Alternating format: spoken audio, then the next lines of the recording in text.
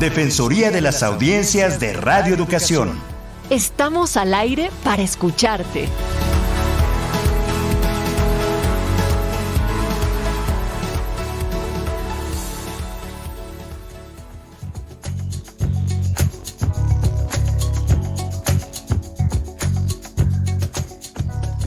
¿Qué tal? Muy buenas tardes. Le damos la más cordial bienvenida al programa de la Defensoría de las Audiencias de Radio Educación. Mi nombre es José Ángel Domínguez. Le comento que esta es una emisión previamente grabada y me da muchísimo gusto saludar a la maestra Ana Cecilia Terrazas. Ella es la defensora de las audiencias de nuestra emisora Radio Educación. Como siempre, es un placer, mi querida Ana Cecilia. ¿Cómo estás? Mucho gusto, muy buenas tardes, mi querido José Ángel Domínguez, y saludo con enorme emoción a todas nuestras audiencias. Claro que sí, los invitamos a que se pongan en contacto. Cada vez crece más la participación de las y los ciudadanos en sus medios públicos y eso nos da muchísimo gusto. El correo electrónico al que pueden dirigirse es audiencias@cultura.gov.mx. En Twitter estamos, por supuesto, como @audienciasre y en Facebook como Defensoría de las Audiencias RE. Le invitamos a escuchar, a descargar y, por supuesto, a comentar todos y cada uno de 9 programas de una serie que se llama Introducción a los Derechos de las Audiencias y sus Defensorías en México. Y de esta manera le vamos a remitir de manera digital una constancia de escucha que lleve el aval de la Cátedra UNESCO, de la AMDA, de la MARC, de Cultura DH y, por supuesto, esta Defensoría. Hay un correo electrónico al que hay que dirigirse, que es audienciasre@cultura.gov.mx. Y el micrositio donde se escuchan los capítulos es radioeducación.edu.mx, /podcast, _medio curso, _medio audiencias. Así que es muy sencillo y espero que se la pasen tan bien como nosotros al hacerlo, mi querida Ana C. Exactamente, y hace mucho tiempo, debo decirlo, hace muchos meses que esta defensoría, este espacio, quería tener el honor de platicar con una de las teóricas y maestras en comunicación que más me gustan en este país, pero no solo eso, o sea, no es porque me guste, es porque ella se ha dedicado con pasión, emoción y con oficio a rastrear qué son, cómo se construyen, cuáles son sus fallas, cuáles son los aciertos de los medios públicos. Y justamente los de comunicación y los medios públicos de comunicación, pues de alguna manera coincidimos, por lo menos ella y yo y muchas otras personas, en que son una suerte de cama, piso y terreno de lo más propicio para hacer una comunicación, por lo menos en teoría y muchas veces en la práctica, una comunicación de altos vuelos en términos de medios de comunicación. Entonces, bueno, ya tú vas a ayudarnos a presentarla con más bombo y más platillo, pero tenemos a Pati Ortega, que nos acompaña hoy. La doctora Patricia Ortega Ramírez, bueno, es profesora titular e investigadora de tiempo completo del Departamento de Educación y Comunicación de la UAM, la Universidad Autónoma Metropolitana, en su unidad Xochimilco. Ella forma parte del Consejo Científico de la Asociación Mexicana de Investigadores de la Comunicación y allí coordina un grupo de trabajo en torno a los medios públicos. Integra el Consejo Consultivo de la Asociación Mexicana de Derecho a la Información y es miembro del Consejo Consultivo de la Asociación Mexicana de Defensoría de las Audiencias. La doctora Ortega tiene un largo, amplio, importante currículum, pero yo quisiera resaltar su libro La Otra Televisión, ¿por qué no tenemos televisión pública?, del 2006, que se ha convertido en un referente para el estudio de los medios públicos en México. Así que, sin más, muchísimas gracias por tu tiempo. Patricia Ortega, bienvenida. Es un placer, como siempre, saludarte. Al contrario, para mí de verdad es un placer estar con ustedes y sobre todo en un espacio tan significativo para nuestras audiencias y para la difusión y la promoción de los derechos de las audiencias. Así es de que con mucho gusto estamos aquí. Bueno, hoy vamos a platicar sobre el 32º encuentro de la MIC, porque cada vez es menor la brecha, o digamos que siguen una ruta muy empalmada. Las investigaciones académicas, los estudios y la teoría, no me dejarás mentir, Pati, con lo que está pasando en la realidad real, es decir, con el acontecer de veras de los medios. No es nada más lo que queremos, lo que estudiamos y lo que pensamos, sino lo que estamos haciendo. Y me gusta mucho que se vayan a unir, y creo que en esta AMIC, en esta encuentro, justamente se va a entreverar de lo mejor posible lo que sucede con lo que se piensa o con lo que debe suceder. Entonces, antes de entrar a eso, nada más saludo y doy gracias a nuestras audiencias que se comunicaron, a Sergio Cabrera, decirle que vamos a tener un programa justo como él lo imagina, o esperemos que como lo imagine. A Rubén Hernández, gracias. Estamos en ello, en lo de los podcasts, y ya le contestamos puntualmente. A Hugo Martínez, a Leonor Nájera, a Spect, que siempre nos saluda, a Juan Ernesto Guerrero, a Fermín Herrera. Muchísimas gracias por comunicarse con esta defensoría. Esta defensoría es suya y para eso está. Entonces, bueno, Pati Ortega, la primera pregunta es: ¿de qué se trata y por qué se nos ocurrió este 32º encuentro AMIC? Muchas gracias. Bueno, empezaré diciendo la AMIC, la Asociación Mexicana de Investigadores de la Comunicación, cada año organiza un encuentro nacional, y en esta ocasión el tema de este encuentro, del 32º Encuentro Nacional de AMIC, es sobre comunicación, incertidumbre y cambio social. Nada menos ese tema. Y este encuentro se llevará a cabo los días 16, 17 y 18 de noviembre. La doctora Dorismilda Flores Márquez, quien ahora preside la asociación, acaba pues recientemente de ser nombrada presidenta de esta asociación, y el comité directivo discutió sobre cuál sería el tema más pertinente. Y este tema pues, nos viene de verdad a cuestionar y a pensar, a reflexionar sobre lo que hemos estado viviendo en estos tiempos difíciles que hemos estado viviendo. Hace más de un año, la pandemia provocada por el virus SARS-CoV-2, el famoso coronavirus, ha detenido proyectos de vida, ha modificado hábitos. La pandemia nos llevó a las personas, no solo en México, sino en el mundo, a confinarnos en nuestras casas. Los espacios de trabajo e interacción presencial pues se volvieron o fueron sustituidos por las labores a distancia y de manera virtual, ¿no? Se modificaron las maneras de acceder a la educación y sobre todo nos ha enfrentado a una realidad difícil, yo diría, difícil por la desigualdad social, por las diferencias que existen para el acceso a la salud y a los bienes culturales y tecnológicos. Y es una realidad que sabíamos que existía, es decir, desde la academia se ha documentado, se ha investigado y se han elaborado propuestas sobre esta realidad que vivimos, ¿no? Sobre las desigualdades sociales, sobre las diferencias que existen para el acceso a los medios de comunicación, a la tecnología, a los bienes culturales, pero también, ¿no? Las diferencias que hay para el acceso a una salud de calidad. En toda esta realidad, en este contexto, lo que no podemos negar es que la comunicación ha sido una columna vertebral muy, muy importante, no solamente una columna vertebral de la vida social, cultural y política, sino también de la educación y de la salud, ¿no? Entonces, este tema de la comunicación pues nos lleva también a pensar cómo en situaciones de crisis y de incertidumbre, la comunicación social, las tecnologías de la información, Internet, los medios masivos de comunicación tienen una gran importancia y tenemos que reflexionar y pensar cómo lo han hecho. ¿Qué ha pasado en este contexto con el derecho a la información, por ejemplo? Qué importante se vuelve en esta situación tener acceso a una información oportuna, verídica, completa, ¿no? ¿Y qué ha pasado? ¿Qué ha pasado con los medios de comunicación? ¿Cómo se han comportado? ¿Cuál ha sido el papel que han tenido los medios públicos, los medios comerciales, los medios comunitarios? ¿Qué papel ha tenido la radio, por ejemplo? Y no solamente eso, ¿qué ha pasado con el entretenimiento? ¿Qué empresas han acaparado, por ejemplo, el entretenimiento y de qué manera?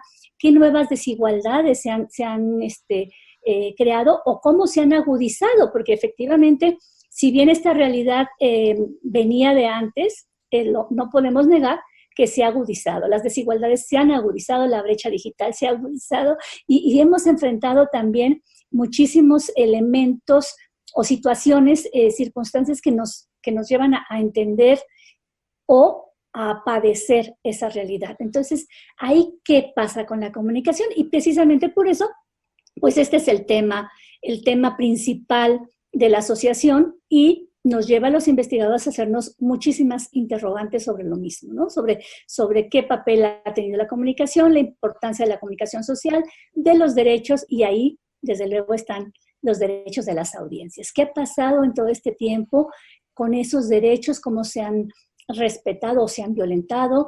¿Y qué hemos hecho las audiencias, que además somos ciudadanos y somos audiencias?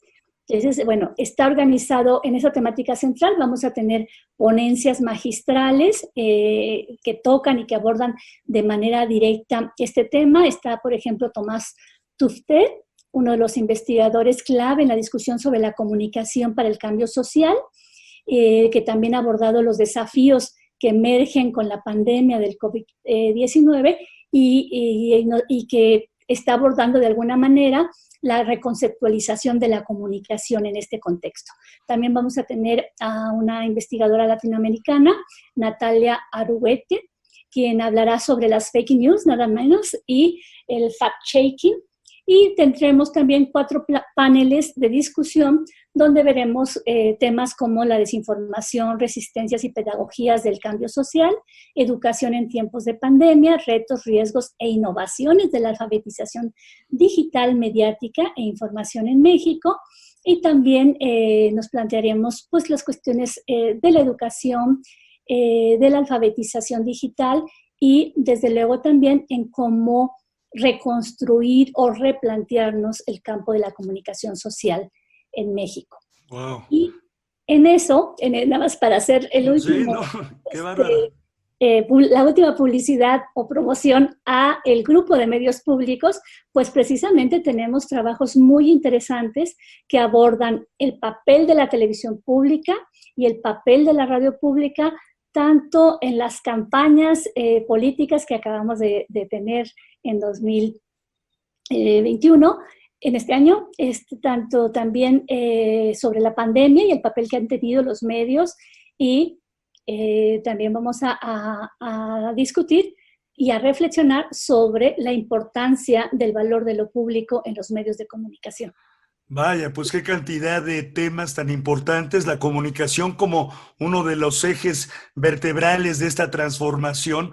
Se pregunta la querida doctora Patricia Ortega, y así van a preguntarse todos estos académicos que se reunirán ahora, ¿qué ha pasado y qué está pasando, no? ¿Cuáles son los desafíos? Esta cuestión de interpersonalidad a través de las nuevas tecnologías, los medios de comunicación y sobre todo los medios públicos. Ahí están, digamos que en una pugna que parece que puede ser fructífera y transformadora. No sé cómo lo veas, doctora Patricia Ortega. Por supuesto que pueden tener un papel transformador, ¿no? Y desde luego en este campo, pues los medios públicos y en esta situación tendrían, desde mi punto de vista, que ser un ejemplo, ¿no? De cómo informar adecuadamente, de cómo ser un contraste frente al comportamiento muchas veces desinformativo de los medios comerciales, ¿no? Deberían de ser también pues elementos fundamentales para la alfabetización mediática, para la defensa de los derechos. Y lo son, en algunos sentidos, algunos de estos medios, otros no tanto, pero justo de eso se trata, ¿no? De reflexionar, de investigar, de documentar, no solamente de opinar, sino de documentar cuál ha sido el desarrollo y el papel, la función que han tenido estos medios, sobre todo en temas ahora como tan de moda, y lo pongo entre comillas, ¿no? Con esto de las fake news, de la infodemia, de la posverdad. Bueno, ¿qué tienen que decir y cómo se han comportado estos medios? Pero pues documentando este desarrollo. Sí, Pati, ¿se va a poder, por ejemplo, la ciudadanía común y corriente que no sea perteneciente a a la MIC, puede entrar, ver y seguir todas las discusiones, coloquios y mesas? Esa sería una pregunta. porque es de especial interés para todas las personas estar involucrados en la discusión que tiene que ver con todas las personas, que es la que está pasando con nuestra comunicación hoy en día. Y si no nos podemos hacer cargo de ese pensamiento, así como de la obra de la comunicación, pues vamos a estar caminando por distintos senderos. Esa sería una pregunta. Voy a aprovechar en lo que nos comentas tu reflexión sobre cómo está o cuáles son los principales problemas hoy en términos de comunicación pública y medios públicos, porque siempre hay problemas y parte del pensamiento crítico es eso. También quisiera decir que en este encuentro de la MIC se va a presentar, José Ángel, no es una primicia, pero lo enfatizo, se va a presentar también el libro del curso de Introducción a los Derechos de las Audiencias y a sus Defensorías en México, el día 18 de noviembre, que es un muy buen día, a las 17:30 horas.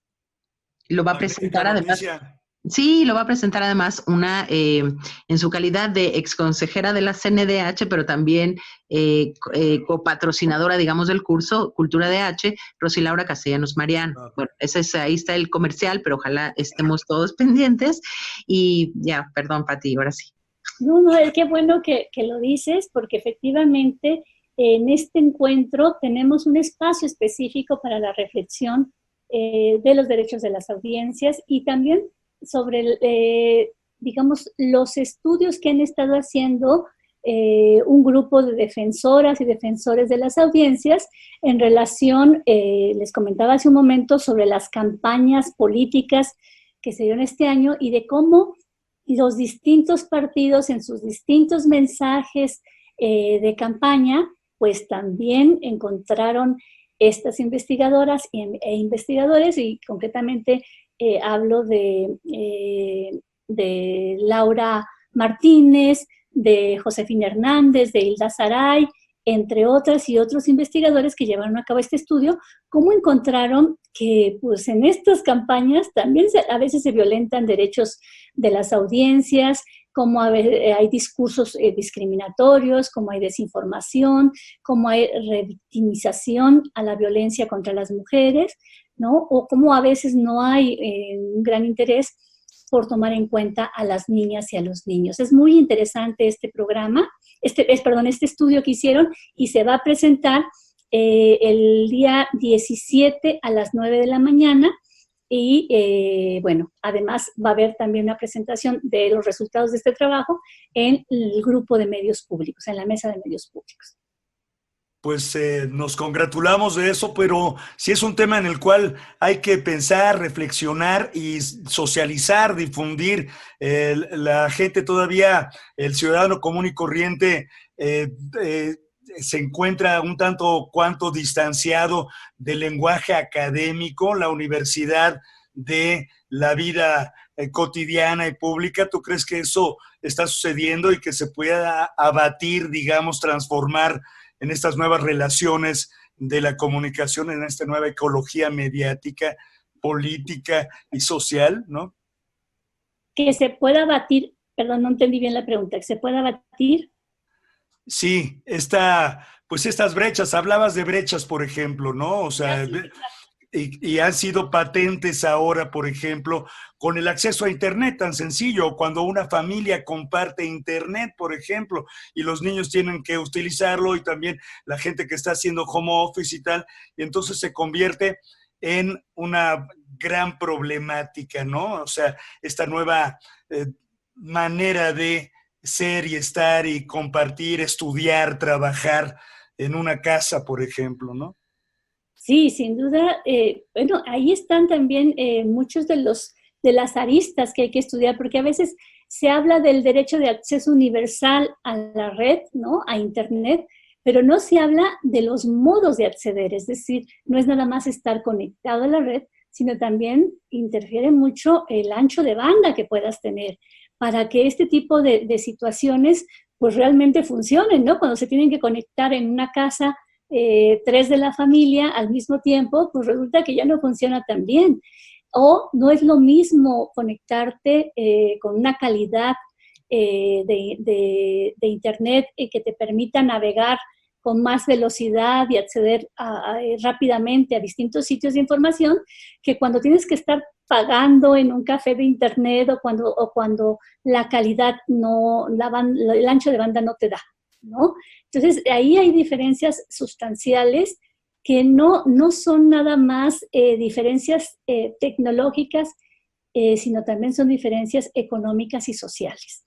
Entonces, sí creo que esta pandemia nos ha enfrentado a que tenemos que ver la manera de que los bienes culturales y los bienes tecnológicos sean, que no haya una diferencia tan honda, o que no haya diferencia en el acceso a estos bienes. Porque de por medio está el conocimiento, está la información, ¿no? Y qué importante es poder acceder a fuentes de información legítimas, verídicas, poder contrastar la información. Eso me parece que es no solamente un derecho a la información, sino es también una manera de hacer que estas diferencias en el acceso a la educación sean menos o desaparezcan.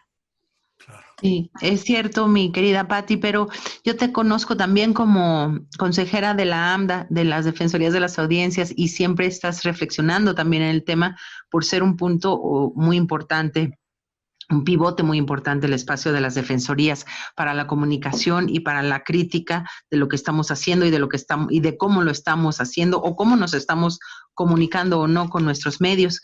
Y hoy pensaba, porque aunque este programa se está grabando el lunes 8 y está saliendo al aire el miércoles 10, hoy pensaba en el seminario que tuvo lugar hoy del IFT, del órgano regulador, que el desafío mayor de las defensorías era que por lo menos tripartito, primero con una voz institucional oficial que suena muchísimo y suena todo el tiempo en términos de los periodistas o el periodismo como malo o como con unas etiquetas, más allá de las etiquetas que se le puedan otorgar a la labor periodística, sino con un calificativo como de si no estás conmigo, estás contra mí, que eso es un calificativo fuera de la profesión periodística, nada más lo puntualizo. Por un lado, eso lo tenemos diario, ¿no? Es una nueva situación, digamos, no esperada en épocas democráticas en las que los periodistas eran intocables, por distintas razones, pero en este caso, pues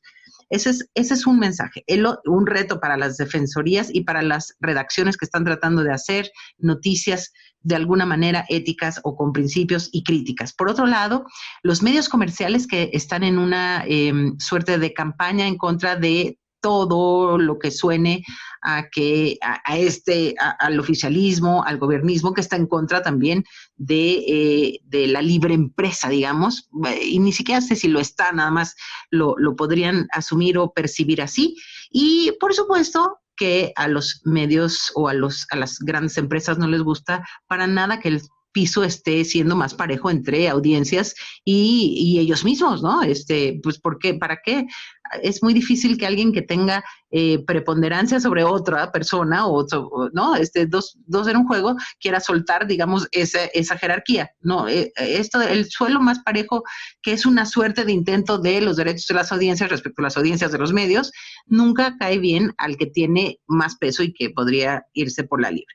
Pero el tercer reto y desafío rebasa todas estas minucias para iniciados, que es el vertiginoso mundo y velocidad de los medios y transmedia, y que ni pela estas discusiones, que está ya más bien en otras cosas, y que cuando ya se atropellaron todos los derechos o todas las situaciones ya están en otra nueva promoción y otra campaña, ¿no? Que es por Instagram o por donde se pueda.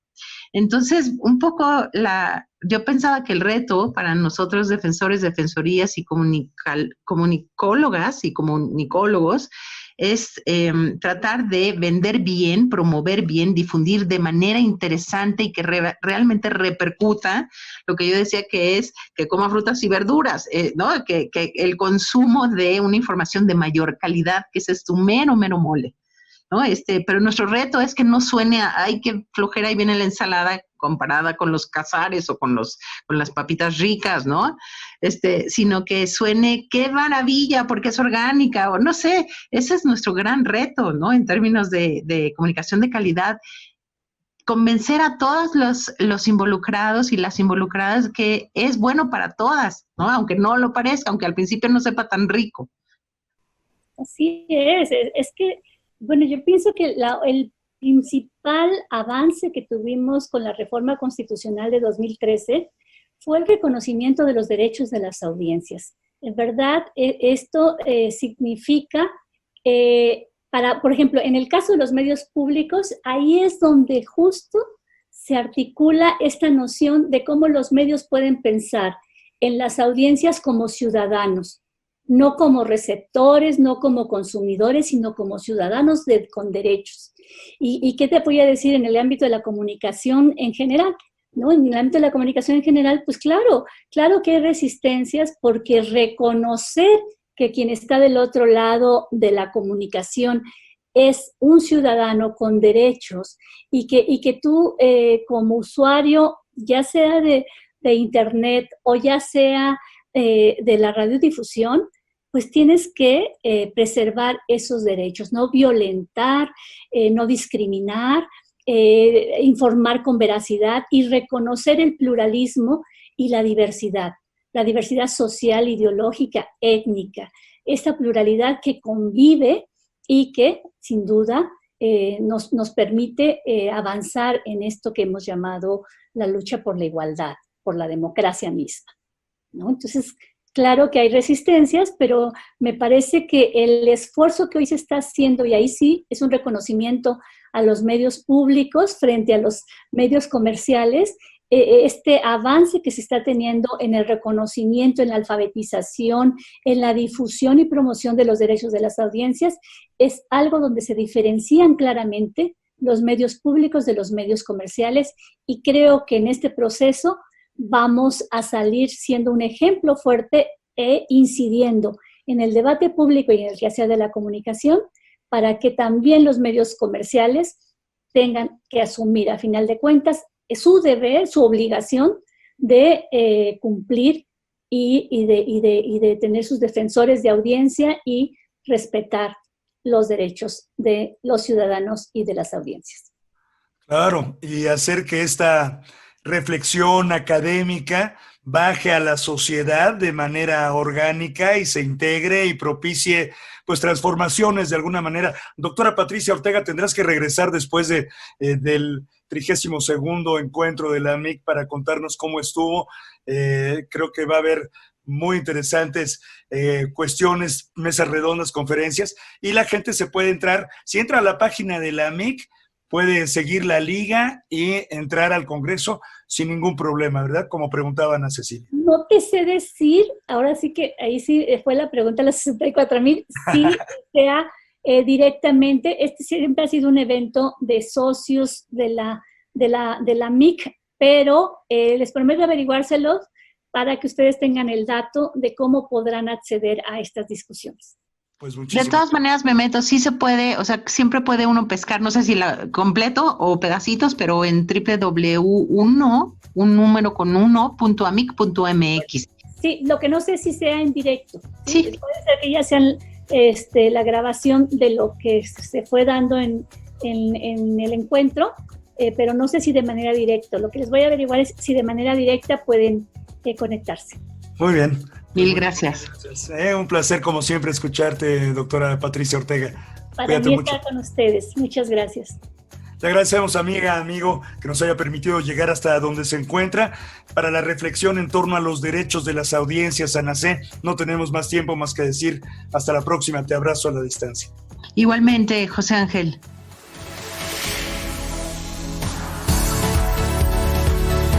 Defensoría de las Audiencias de Radio Educación.